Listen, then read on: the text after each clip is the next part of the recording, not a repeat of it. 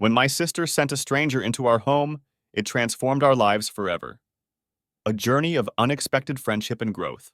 Last weekend, my life got flipped upside down. I'm Alex, 28M, and I live in a cozy two-bedroom apartment in the city. I'm pretty introverted and spend most of my time working as a graphic designer and hanging out with my cat, Luna. My girlfriend, Megan, 29F, recently moved in with me, which has been great, though we're still adjusting to sharing the space. It all started on a lazy Saturday morning. I was lounging on the couch, scrolling through Reddit, when my phone buzzed with a text from my older sister, Katie, 34F. She's always been the overachiever in the family, married, 2 kids, and a successful career as a lawyer. "Hey, Alex, can you do me a huge favor? My friend's brother needs a place to stay for a few weeks. His name is Matt, 30M, and he's going through a rough patch. Can he crash with you?" I was hesitant. I didn't know Matt, and our apartment was already feeling a bit cramped. But Katie had helped me out countless times, so I owed her one. "Sure, he can stay.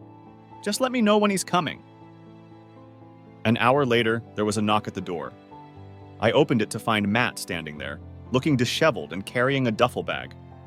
He had a rugged charm about him, with tousled brown hair and a scruffy beard. "Hey, you must be Alex," he said, offering a weak smile. "Thanks for letting me stay." "No problem," I replied, trying to sound more enthusiastic than I felt. "Come on in." I showed Matt to the spare room, which had mostly been used as a storage space. Megan appeared in the doorway, curious about our new guest. "Hi, I'm Megan," she said warmly, extending her hand. "Matt," he replied, shaking her hand. "Thanks for having me." As the days went by, we learned more about Matt's situation. He'd recently lost his job and gone through a messy breakup. He was struggling to get back on his feet and needed a place to stay while he figured things out. Megan and I tried to make him feel at home, but it was clear he was still reeling from his recent troubles. One evening, while we were all having dinner, Matt opened up about his past. "I used to work in finance," he said, pushing his food around his plate. "But after the company downsized, I couldn't find anything else. Then my girlfriend left me, and everything just fell apart." Megan gave him a sympathetic look. "That sounds really tough. Do you have any plans for what you want to do next?"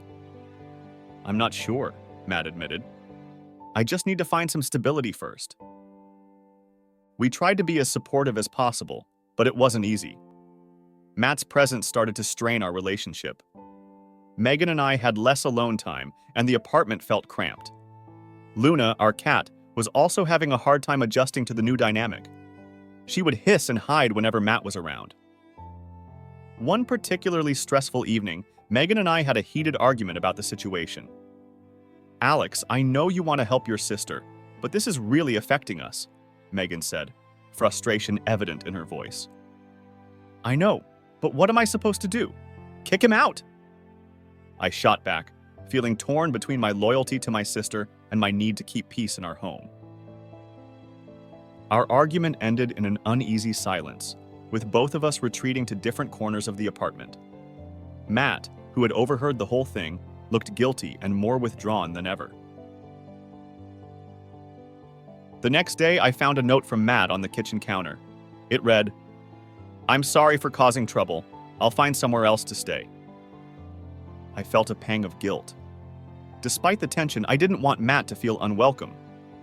I decided to talk to Megan and see if we could find a better solution. We agreed to sit down with Matt that evening and discuss everything openly. When Matt returned that night, we all gathered in the living room. "Matt, we need to talk," I began. "We're not asking you to leave, but we need to figure out a way to make this work for everyone." Matt looked relieved and nodded. "I understand. I don't want to be a burden." After some discussion, we came up with a plan. Matt would help out with chores and contribute to groceries. In return, Megan and I would give him time to get back on his feet without feeling like he had to leave immediately. It wasn't a perfect solution, but it was a start.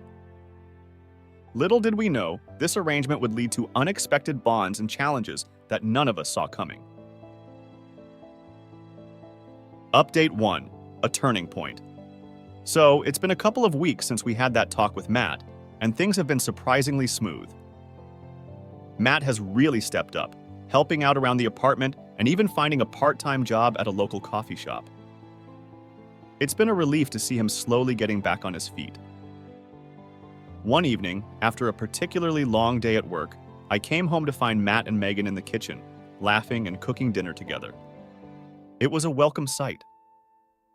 Megan had been so stressed lately, and it was nice to see her smiling again. "Hey, Alex," Megan called out. "We're making spaghetti. Hope you're hungry." I smiled and joined them, feeling the tension from the past weeks start to melt away. Over dinner, we talked and laughed like old friends. Matt even shared some funny stories from his time working in finance, and for the first time, it felt like he was really part of our little household. As the night went on, Matt opened up about his dreams and aspirations. "I've been thinking about going back to school," he admitted. "I always wanted to study graphic design like you, Alex." I was taken aback. "Really? That's awesome, man. I had no idea." "Yeah," Matt said, a little sheepishly. "I've been looking into some programs nearby. It's a bit of a long shot, but I think it's time I pursue something I'm passionate about." Megan and I exchanged a glance, both of us impressed by Matt's determination. "Go for it," Megan encouraged. "You've got nothing to lose." Inspired by our conversation, Matt enrolled in a few online courses to get started. It was incredible to see his confidence grow as he dived into his studies. He even asked me for some tips and advice, and I was more than happy to help. In the meantime, Megan and I found a better balance in our relationship. We made a point to carve out alone time and communicate more openly about our needs. Things were far from perfect, but we were getting there. Then, one Saturday, Matt suggested we all go hiking. It was something we'd talked about doing, but never got around to. The weather was perfect, and it seemed like a great way to spend the day together. We packed some snacks, grabbed our gear, and headed to a nearby trail. The hike was amazing. We joked around, enjoyed the stunning views, and even managed to get Luna to walk with us on a leash, which, surprisingly, she didn't hate. It felt like a turning point, like we were finally finding our rhythm as a household. But as we reached the summit, Matt's phone buzzed with a call. He stepped aside to take it, and I could see his expression shift from joy to concern. When he returned, he looked troubled. "What's up?" I asked, sensing something was wrong. "That was my ex," he said quietly. "She wants to meet up and talk." My heart sank. We'd all come so far, and I was worried this might set Matt back. "What are you going to do?" Megan asked gently. "I don't know," Matt admitted. "Part of me wants to hear her out, but another part of me is scared it'll just bring back all the pain." We sat down on a rock, the stunning view of the city below us, contrasting sharply with the turmoil in Matt's eyes. "Whatever you decide, we're here for you," I said, putting a hand on his shoulder. "Thanks," Matt said, managing a small smile. "I really appreciate that." The next few days were tense as Matt grappled with his decision. He confided in us, and we tried to offer as much support as we could. In the end, Matt decided to meet his ex and see what she had to say. Megan and I were anxious, but hopeful that he could find closure. The meeting was set for a Sunday afternoon. Matt looked nervous but determined as he left the apartment. Megan and I spent the day trying to distract ourselves, but it was hard not to worry about him. When Matt finally returned, he looked exhausted but relieved. "It went okay," he said. "We talked and I got some closure. She apologized for everything, and we parted on good terms. I feel like I can finally move on." Megan and I both let out a sigh of relief. "That's great, Matt," Megan said, giving him a hug. "We're proud of you." As we settled back into our routine, it was clear that Matt had turned a corner. He threw himself into his studies with renewed vigor and even started applying for graphic design internships. Megan and I continued to support him, and our bond grew stronger as a result. Looking back, I realized that taking Matt in had been one of the best decisions we'd ever made. Not only had we helped him through a tough time, but we'd also formed a unique and lasting friendship. Update 2. It's been a few months since my last update, and things have been going really well. Matt has officially enrolled in a graphic design program and landed an internship at a small design firm. Seeing him so passionate and driven has been inspiring, and it's made me appreciate my own career even more. Megan and I have also found a new level of harmony in our relationship. We've learned to communicate better and support each other through the ups and downs.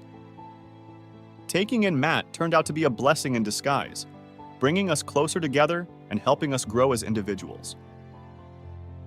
One weekend, we decided to throw a small party to celebrate Matt's achievements. We invited a few friends, including Katie and her husband Tom, 35M. They'd heard bits and pieces about Matt's journey and were excited to see how far he'd come. The party was a blast. We laughed, reminisced about old times, and toasted to new beginnings. Katie pulled me aside at one point and said, "I'm so proud of you, Alex. You really stepped up for Matt, and it's made such a difference in his life." The party was a blast. We laughed, reminisced about old times, and toasted to new beginnings. Katie pulled me aside at one point and said, "I'm so proud of you, Alex. You really stepped up for Matt, and it's made such a difference in his life." I smiled, feeling a warm sense of pride. "Thanks, Katie. I couldn't have done it without Megan's support. We've all grown a lot from this experience." As the night went on, Matt gave a little speech, thanking everyone for their support. "I was in a really dark place when I first got here," he said, his voice cracking with emotion. "But Alex and Megan took me in and helped me find my way. I'll never forget what you've done for me." There wasn't a dry eye in the room. We all raised our glasses and cheered for Matt, feeling grateful for the journey we'd shared. After the party, Matt pulled me aside. "Alex, I've been thinking, it's time for me to move out and get my own place. You and Megan deserve your space back, and I'm ready to take the next step." I felt a pang of sadness but knew he was right.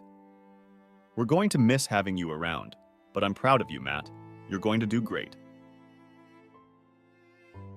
Over the next few weeks, Matt found a small apartment nearby and began the process of moving out. It was bittersweet, but we were all excited for his fresh start. On his last night with us, we had a quiet dinner and reminisced about everything we'd been through. As Matt packed the last of his things, he turned to us and said, "Thank you, both of you. I don't know where I'd be without you." "Don't be a stranger," Megan said, giving him a hug. "We're always here for you." After Matt left, the apartment felt strangely empty. Luna seemed to miss him too, wandering around looking for her new friend. Megan and I took some time to adjust to the quieter, less crowded space. But life moves on, and so did we. Megan and I continued to focus on our relationship, planning trips and enjoying our time together. Matt settled into his new place and thrived in his design program, frequently stopping by for visits and updates. One day, about a year after Matt had first moved in with us, he called with some exciting news. "I got a job offer at a big design firm," he exclaimed. "It's my dream job, and I couldn't have done it without you guys." Megan and I were over the moon for him. "That's amazing, Matt. We knew you could do it." Looking back on everything, it's incredible to see how far we've all come. What started as a favor to my sister turned into a transformative experience for all of us. We faced challenges, grew stronger, and built a bond that will last a lifetime.